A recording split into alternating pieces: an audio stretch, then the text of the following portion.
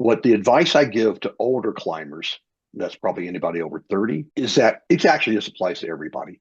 Do not, do not be in competition with anybody. Let's say that you're 55 or you're 58, like I was on K2, and you're climbing with a 33-year-old who, looks like The Rock. And that person is just smoking the route.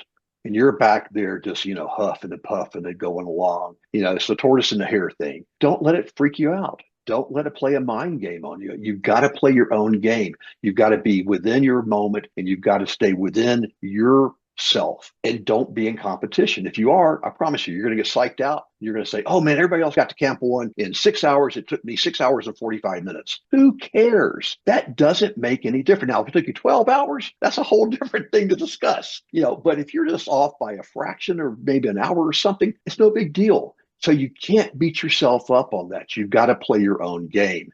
And I don't know, from a psychological perspective, Dr. Coop, have you got any techniques on how do you stay within yourself and not get psyched out? I know in the Olympics, that's always a thing. You see people stretching and getting worked out and they're doing all this stuff. And you look at them, you go, oh my gosh, I can't do that. And the same thing on a climb. You look at somebody else, you look at them, they come in, they're all buff and ripped and you go, shoot, I don't belong here. What's the mental techniques to manage that? One of the challenges that I see a lot with athletes and actually service members too, is that they think it shouldn't get in their head. We feel like we shouldn't get psyched out. We shouldn't be comparing ourselves. But the fact of the matter is those things creep in. And so the challenge becomes is, you have that little bit of comparison and you feel a little nervous about it, but then you get nervous that you're nervous. And then you're anxious that you're nervous, that you're nervous. And then you're anxious that you're anxious, that you're nervous. And then you're mad that you're anxious, that you're right. And it's like we lose the thread of what's actually happening in the moment. And so when we get into those comparison phases, that moment of what's important now,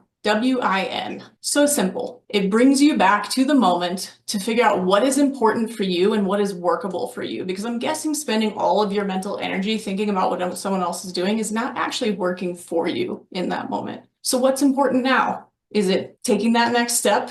Continuing on at this pace? Great. Carry on. Your mind goes back to that person. Okay, great. Thank you. What's important now? Keep coming back to this present moment because spending all of that energy trying to navigate your feelings and trying to suppress your feelings and trying to get rid of thoughts and trying to get rid of feelings, it's like trying to keep Oscar the Grouch in the trash can. It's like, ugh, now you're stuck sitting here trying to keep him in the trash can versus like let him out and keep doing what you're doing. Those emotions are actually not that problematic. It's when we attach to them and try to stop them that it becomes a problem.